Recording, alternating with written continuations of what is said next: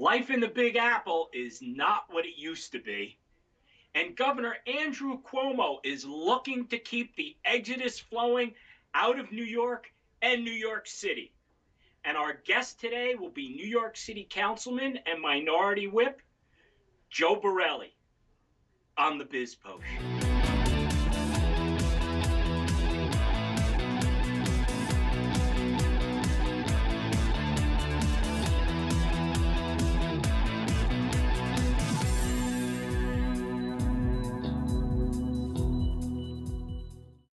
Welcome to the BizPo Show. I'm Dan Geltrude in New York City, and I'm joined by my co-host, Seth Denson in Dallas, Texas. Dan. Seth, how are it's you? Good to see you, buddy. I'm good, man. How are you? Doing pretty well. We've gotten a lot of snow over the last week, but I'm sure you did as well, right? 65 and sunny, brother. 65 and sunny.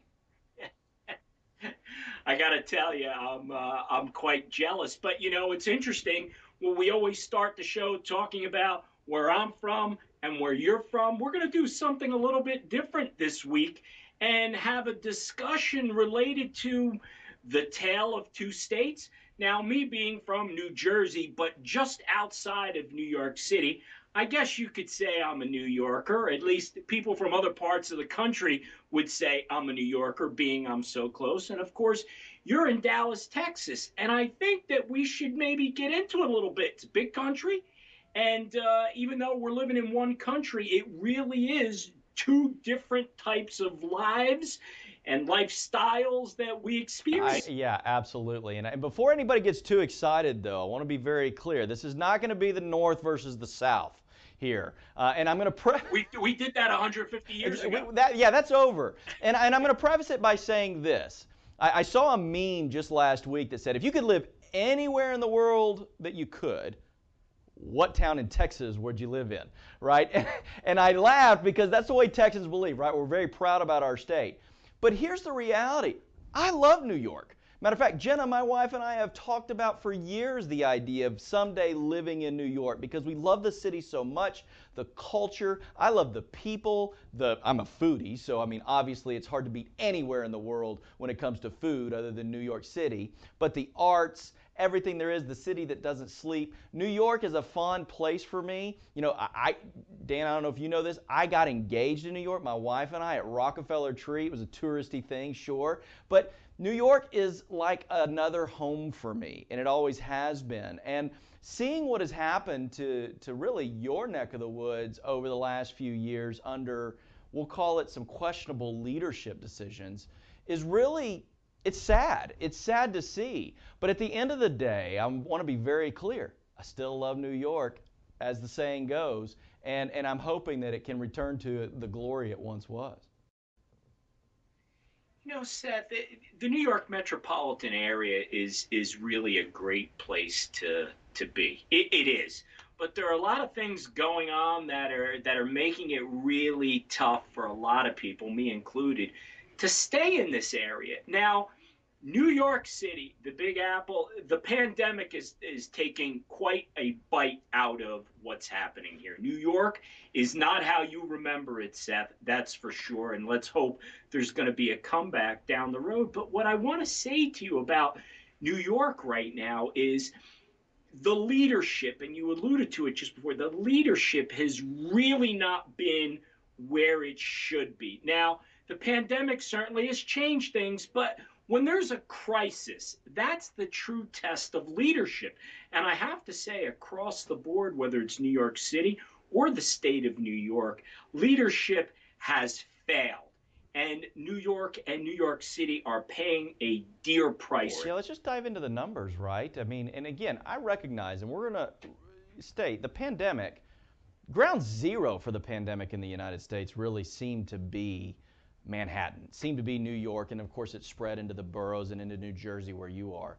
But under New York leadership and the policies of not just the state, but also New York City alone, I believe, last report I saw, that 3.7 million people left the city between January of 2020 and December of 2020. 3.7 million. Now that resulted in $34 billion in lost revenue. And this is to a city and state that requires things like tourism and commerce because of the tax structure. And so this is the foundational problem. And then when you have Governor Cuomo come out and recently release a budget where he has increased the state's budget by more than 10% and needs what is in effect a believe it's a $15 million bailout, or maybe it's $1 billion, I'm sorry, a $15 billion bailout from the federal government, or he has to raise the taxes again on the top wage earners, which would then make New York State the highest income tax state in the union. I begin to question the leadership and say, if you want jobs and people and opportunity to return to what is considered the greatest city in the world, these policies just aren't going to get it done. It's not getting done, Seth. And I think the people are speaking with their feet because they are moving. And it's not just because of the weather. New York City is a magnet for people. You alluded to it yourself. It draws people. When you don't have those things that tourists want to see, the restaurants and the shows and all the excitement, New York City has a vibrancy that you just can't find anywhere else. Well, that vibrancy has certainly been dimmed. And really, it's a shame because I don't know how they're ultimately going to recover, because to me, they're going in the wrong direction. They want to keep things shut down and raise taxes. Who are you going to tax if people aren't working? It just makes no sense to me, Seth. And I think when, as we're going to do, we start to compare how various states are run and the lifestyles, we're seeing that what's happening in the New York metropolitan area, it's not getting it done. And the solutions seem to be going further away. People are getting impatient and they're going to move. I think what we're seeing play out, or at least it seems to be, is that Governor Cuomo and even to some extent Mayor de Blasio have recognized that their power is derived from perhaps creating nanny states, creating a reliance on the government, both city and state, and they're doubling down on that. But one of the fundamental principles of economics is that eventually, if you're only spending somebody's money, you eventually run out of said person's money. And what the state of New York and the city of New York are experiencing is that they're running out of those people's money, in large part because those people are running out of the city. I mean, you're seeing time and again businesses leave the city. You're seeing wealthier people in New York City specifically leave. And I think I saw at one point that the overwhelming majority of revenue generated in the city of New York was done so by a very small number of its citizens. If those citizens leave and go to places like Texas, like Florida, like Arizona, which we've talked about a lot here on the BizPo show, which have maybe a better economic situation for them, and certainly a better, more business-friendly setup, well then the place that once was New York doesn't become or ever return to maybe what it once was. And I think that's a shame. We need a strong New York City. Again, it's the epicenter of the ecosystem of the world. But it seems like at every turn, the politicians are trying to end that. Well, you look at Andrew Cuomo wrote a book about leadership. That book should simply just change the title related what not to do as a leader, and then it really would be a bestseller. But you know what, Seth? You and I can talk about this, but we have a guest coming up that can really give us insight as to what's happening in and around New York City, and that is New York Councilman Joe Borelli, who's also the minority whip. And when we say he's minority, he's way minority in terms of being a Republican on the New York City Council. So Joe is going to be up next with more insight for the BizPo show. Welcome back to the BizPo show. Our next guest, none other than New York City Councilman and Minority Whip, Joe Borelli. I got to tell you, Seth, I've been on with Joe in the past. This guy is the real deal. Welcome, Joe Borelli. Thanks for having me, fellas. Appreciate it. Thank you. Joe, great to have you here, man. And I got to tell you, I've been following you for years and always appreciate the fact that I like to say that I'm a straight shooter and I call it like I see it, but you certainly do the same. I try. Look, I'm trying to, keep my reputation accurate. Someone who, plays fair and plays honest and plays hard. Well, Joe, you've always been a tell it like it is kind of guy, and you were one of the people that were, I would say, out in front with your criticisms of New York Governor Andrew Cuomo and his administration long before it became fashionable. Before he was collecting his accolades and his Emmy awards. You were out there pointing things out that certainly the media wasn't covering, and I would dare say a lot of people didn't know about. And now we have some things that are bubbling to the surface. We just saw that the New York Attorney General, who, by the way, is a Democrat, has issued a report about this nursing home issue with COVID. Those numbers that are being reported or had been reported by his administration were off just a little bit, like more than 50%. So my question for you, Joe, is how do you think this is going to play out for Governor Cuomo? Well, unfortunately, New York doesn't have any mechanism to repeal or recall a governor. I mean, we see what's going on with Gavin Newsom, and no one's actually saying that Gavin Newsom has killed anyone, unlike Governor Cuomo. I think New Yorkers are fed up with the way he handled this coronavirus epidemic.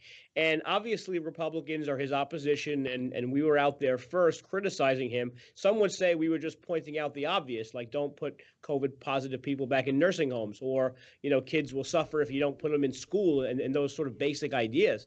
But now, you see even Democrats come out. Certainly the Attorney General, who's the second highest statewide elected official. She's a woman named Tish James. She's a Democrat.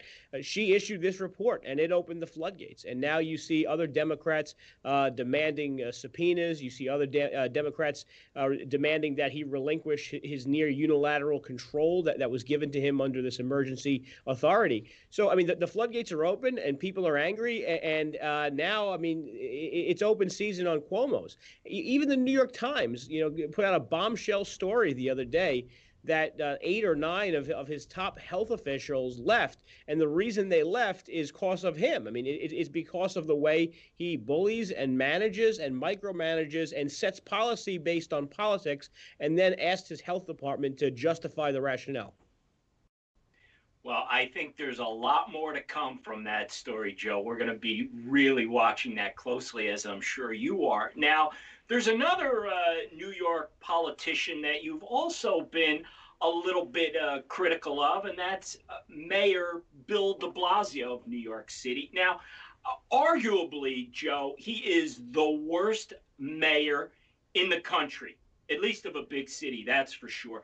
And it's mind-boggling to me as to why we don't see more people really fed up about his conduct and his policies.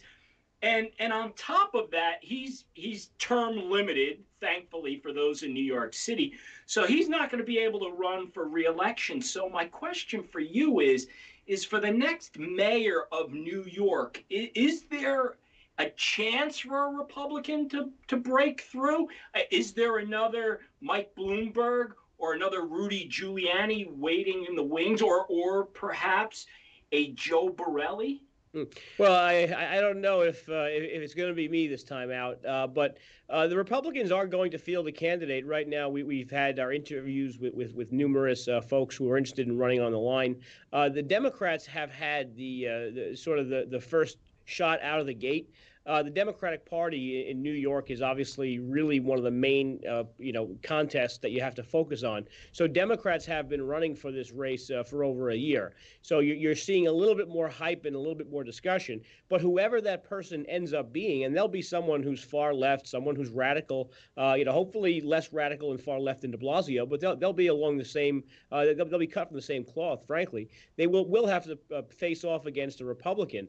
When we think about voting in New York City, people do have to get past the fact that the Democratic Party should not be the end-all, be-all of who gets to be mayor. Joe, as a follow-up to that question, and let me say this on the onset, New York City is like a second home to me, or at least I wanted it to be. My wife and I got engaged in the city. It's a place we have family there. We spent, I think is the key word there, a lot of time in the city up until really the last couple of years. And seeing what de Blasio has done to the city is just, it's tragic. And if I think about it and we look back at the analytics, Bill de Blasio won the last election with 66% of the vote, but only 18% of the eligible turnout. So, what's the key to getting somebody maybe from the GOP in there that can turn the city around and maybe to get some people to turn out? Based on those numbers, it doesn't sound like you got to have that many more people turn out. Well, look, I mean, it's no secret you have to have a moderate Republican run. That's just unquestionable. Mike Bloomberg was certainly a moderate Republican. In fact, his last election, he didn't even run as a registered Republican. He had the party support. But Rudy Giuliani, has this reputation now of being this conservative maverick, a Trump loyalist. But reality was, when he was mayor, he was someone who was considered a New York Republican, specifically that he was much more liberal on social issues. I mean, he was on Saturday Night Live in drag quite frequently. So that's the typecast you have to have. And unfortunately, with Bill de Blasio, things were very bad in the first term, but they weren't bad enough to get people so outraged that they were ready to take into the streets. De Blasio didn't do a couple of things. He didn't raise taxes. I mean, and that's important. And prior to his second term, he didn't really reform the police department in any meaningful way that led to the spike in crime we saw now. In fact, crime for his first term actually continued to go, down along the same trajectory. The second term of Bill de Blasio has been an absolute disaster. New York is no longer the place people want to live. People in your family, people were willing to pay a little bit of a premium to live in the city. It's a very expensive place to live.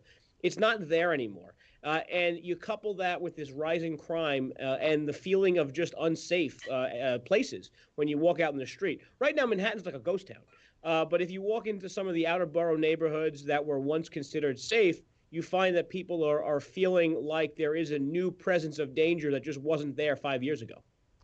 Well, former Democratic presidential candidate Andrew Yang has thrown his hat into the New York City mayoral's race, and it seems he's a serious contender. His proposal of universal basic income was the cornerstone of his presidential campaign. It looks like maybe he's wanting to bring that to New York, but is it a good idea to pay people not to work, and does that help us improve New York City? Well, I think after de Blasio, we probably have to pay people to stay here. So if he's thinking along those lines, he might be onto something.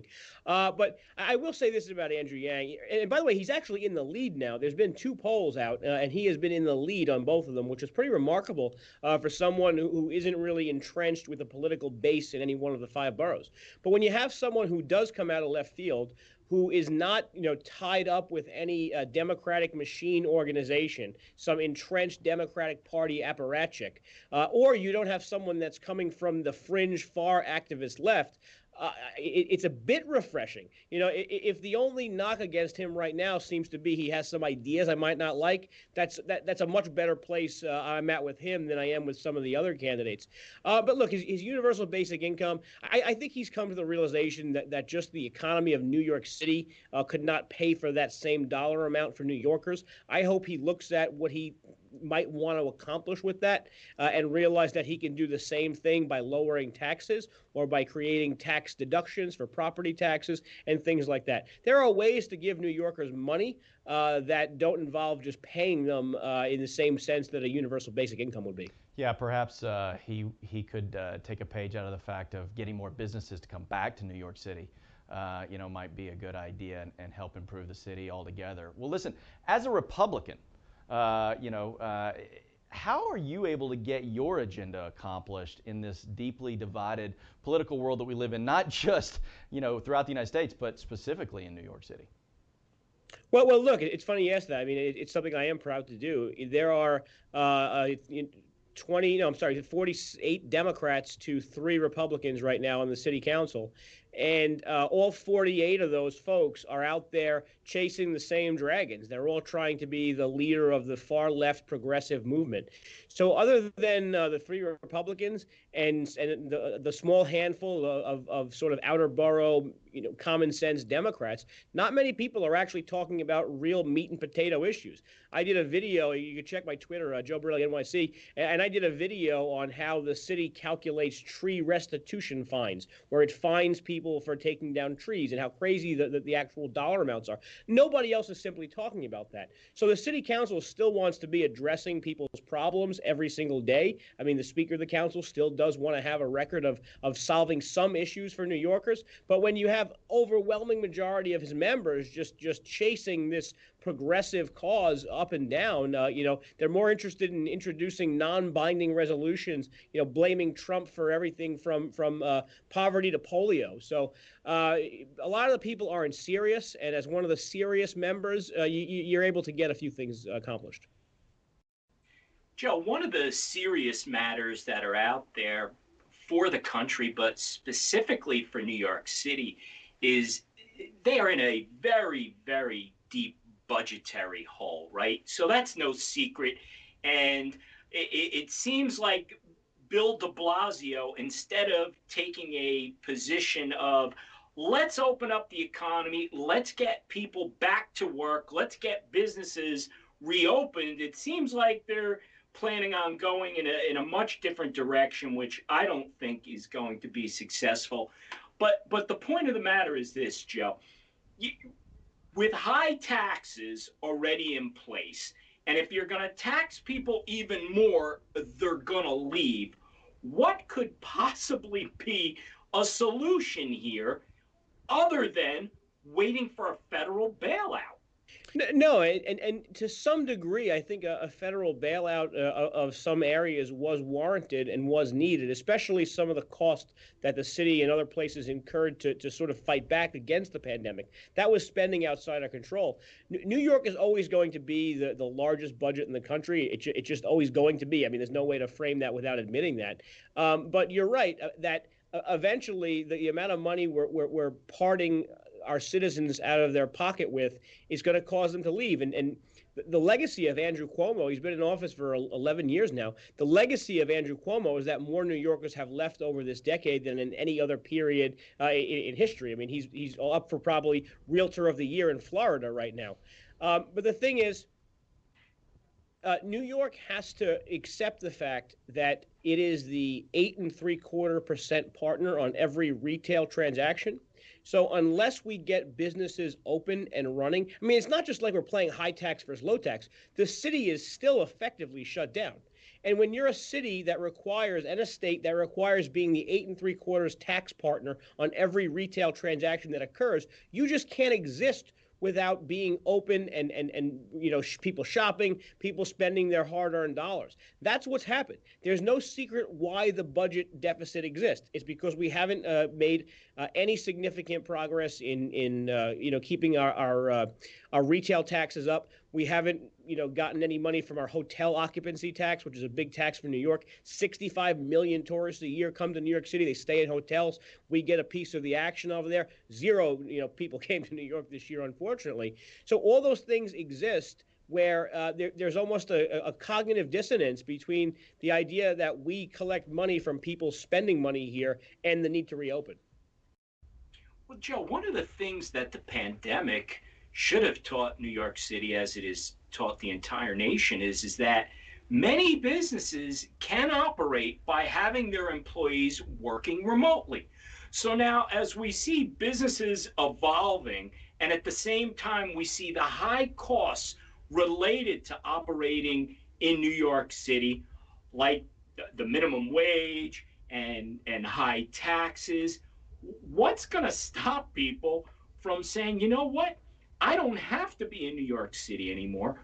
Why not relocate to Florida, or as Seth is going to like this, to Hmm? Texas, where there's no income tax? What's going to stop that? Well, nothing. I mean, except the Supreme Court, and that's what Governor Cuomo is hoping for. There's a case between the state of New Hampshire and the state of New York right now about how to pay income taxes. If you just leave your Manhattan office and you operate for a year out of your, say Pennsylvania office, you are not going to pay just the city's 3.85% income tax, right? If you earn the money in New York City, you're using our subways, you're using our public transit, you're using all the things that New Yorkers rely on. Yeah, I'll take some of your money. But when you're working home, now it becomes optional. You don't have that. The state of New Hampshire has now taken New York to court to try to protect its citizens from being double charged by the state of New York. And as a New Yorker, look, I don't want to lose the money, but as a human being, it makes sense to me. I certainly don't blame it. My constituents in Staten Island, they flee to the Garden State as often as they can. I sat in a meeting, and I was very lucky to do it with Governor Abbott about 2 years ago, even before the pandemic. And Governor Abbott is obviously very knowledgeable about Texas state law. And he sat there with a whole bunch of tech CEOs in a room in Manhattan and started picking them off one by one. And basically, I mean, he was joking with them. He said, Austin, Texas is the People's Republic of Austin. It's liberal, it's progressive. There's art galleries, there's yoga studios, there's all the things you like about, Brooklyn. But when you leave your city of Austin and you locate your company on a campus outside the city, you're going to pay no income tax. All of your employees are going to get a 10% raise. You're going to get a 10% raise just by relocating to the state of Texas. And sure enough, I mean, I don't want to disclose what companies were there, but sure enough, some of those companies did move to Austin, Texas, and the suburbs. Joe, a lot of them have moved here, and we'll continue to see the migration of businesses moving here. Tesla recently announced, obviously, they're moving a big portion of their operation here. But even shifting from taxes into wage and earnings, right? So, President Biden has recently come out and really pushing for this $15 an hour minimum wage. And while I think we can all agree we want people to make more money, the federal government pushing this, I'm just curious from your perspective. In New York City, you guys already have a $15 minimum wage. In Texas, our fear here is wage compression, lost hours, lost jobs. What's your take on this as a leader in a city that's had this level of minimum wage for some time?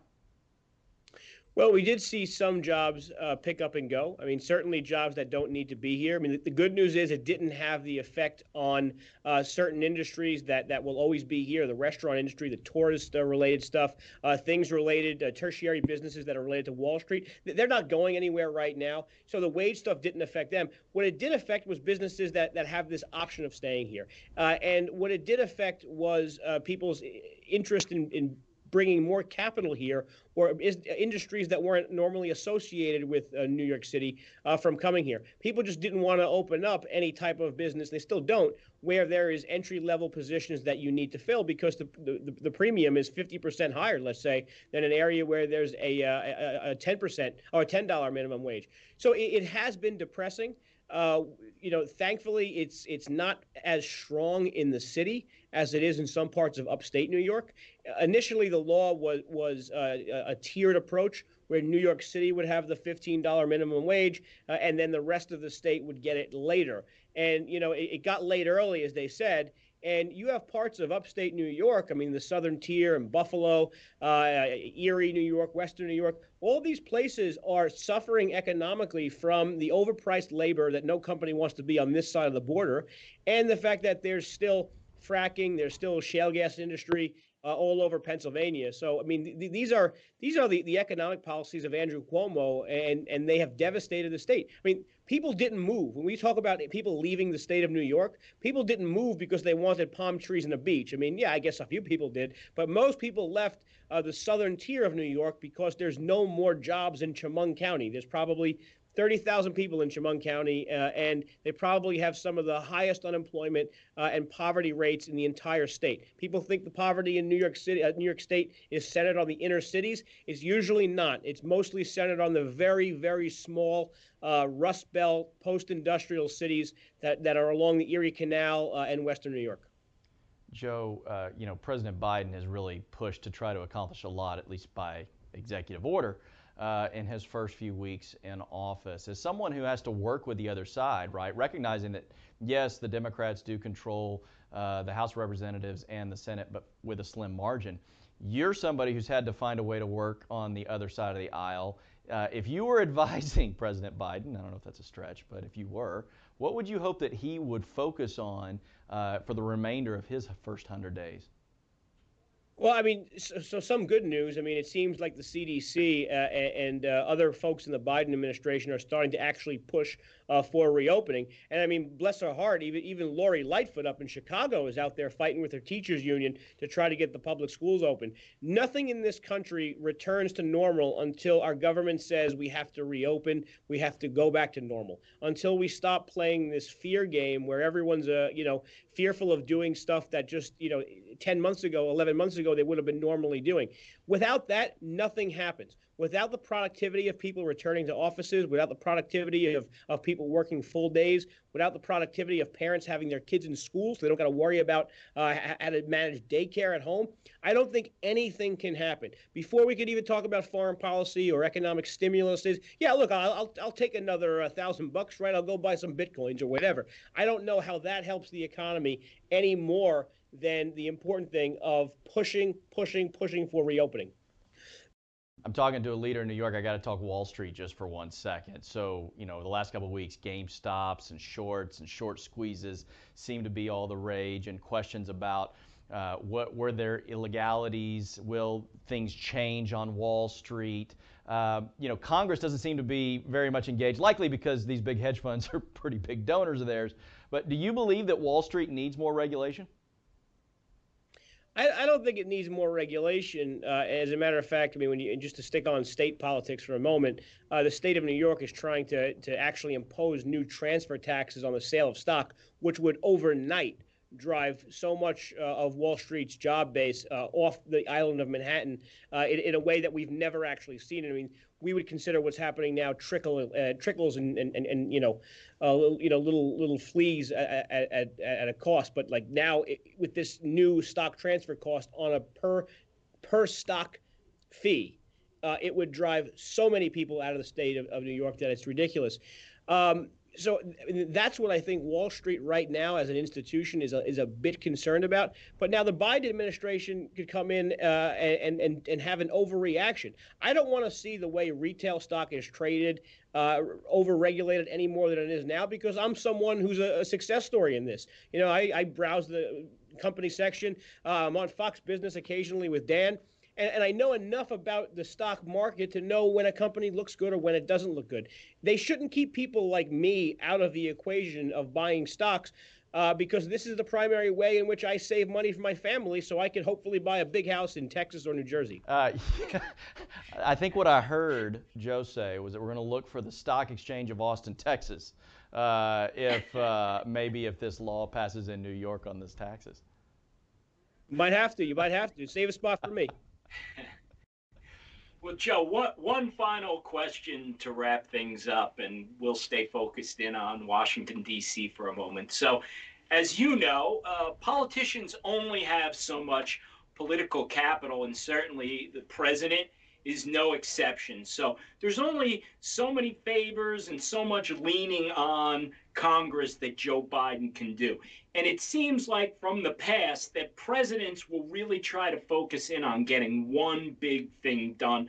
With President Obama, it was the Affordable Care Act, and with President Trump, it was his tax cuts. What do you think Joe Biden should really focus in on, and to use perhaps all his political capital, because his margins in the Senate, obviously there is no margin there, and in the House it's very thin. What do you think he should really focus in on, one big thing of getting? Well, I think it's a tough thing for him to do because he seems to be getting led by Democrats in Congress rather than leading as president and setting an agenda. I think he has to stand firm on some things that the Trump administration has done that are ending up with positive net results for Americans. I mean, we talked about the environmental regulation rollback. We talked about, you mentioned the Tax Cut and Job Act. We're talking about some foreign policy things, the Abraham Accords, the broader Middle East policy. All these things are things that the Trump administration had success, and that would be the hardest thing for Joe Biden to accomplish. However, is he doing that? No, he's doing the exact opposite, and he sees his success in terms of how much of the Trump administration he can roll back, despite the fact that it might have been good for us. Well, Joe Borelli, I got to tell you, there's never a dull moment with you. Can't thank you enough for joining the BizPo Show program. It's an honor to have you with us. Thank you guys for having me. I appreciate it very much. We'll be right back. Welcome back to the BizPo Show. Each week, Seth and I will close out the show with our final thoughts, something we've been thinking about and want to share. So, Seth, what are your final thoughts this week? Well, Dan, this week my final thought is on cancel culture.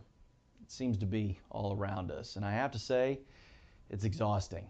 And by the way, both sides are guilty of this. While President Trump was in the White House, many on the right bemoaned the cancel sentiments heard by the likes of AOC and others on the left. But it seems now that if any Republican talks about working with the left or is critical of the prior administration, they're quick to get canceled too. Listen, I'm a conservative. I don't think anyone questions that at this point. But I have many friends on the left, and I disagree with most of them on most policies. I also can't for the life of me figure out why they feel the way they do about certain things. But nonetheless, as an American, while I will debate them to the end about my beliefs versus theirs, I applaud the fact that our system allows them their beliefs, regardless of mine. And while I'm taken to task from the left regularly for my positions, I've never been attacked more than I am from the right when I step out of line and challenge the echo chamber. There's a lot of talk about unity these days, but that seems to be more talk than action. All of the action I'm seeing is surrounding the idea that no one is allowed to disagree or they fear being canceled from either side. By the way, I'm now 40 years of life in, and I haven't found anyone, conservative or liberal, that I 100% agree with on every issue. And I've yet to find anyone who's never made a mistake, myself included.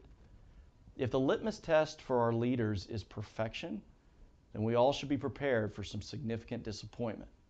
My history tells me that there was only one perfect person to ever walk the earth, and they crucified him. But today, in the court of public opinion, pretty much everyone is being figuratively crucified, and it needs to stop. Let's hope that it does. Well, Seth, my final thought relates to my home. And what do I mean by that? Well, I think about where I live, which is in northern New Jersey, just outside of New York City. And it's really a great place to live. It has been the hub of our country virtually since we were founded. And what's happening now is people are being forced to leave. Once again, to have to go find a better place to live. Why is that? What has happened in the Northeast, specifically the New York metropolitan area, that has forced people to have to at least consider at some point in time going somewhere else? And when I think about that, for me, and the shame of that is, my grandparents and my father, they actually came from Italy right to this area looking for a better way of life. And to think within one generation in being in this great country, the United, and I'm going to emphasize that, the United States of America, in being in one part of the country that has just changed so dramatically that you have to consider going somewhere else. Why do you have to consider going somewhere else? It has simply become too expensive. Between the cost of living, minimum wage, the reduction of jobs, and of course taxes, whether it's income tax or real estate tax, it's simply not affordable. So even for me, Seth, and I think I've done pretty well, and I'm thankful and I'm grateful for that, I have to look at the future and to say, at some point in time, do I have to leave the place I love simply because it's just too costly, well, that's a shame. Well, Dan, man, I certainly hope that you don't. I know how much you love that part of the world. I love that part of the world. But if you ever do, buddy, you're welcome to come to Texas, man. We'll greet you with open arms, man. You're always welcome down here.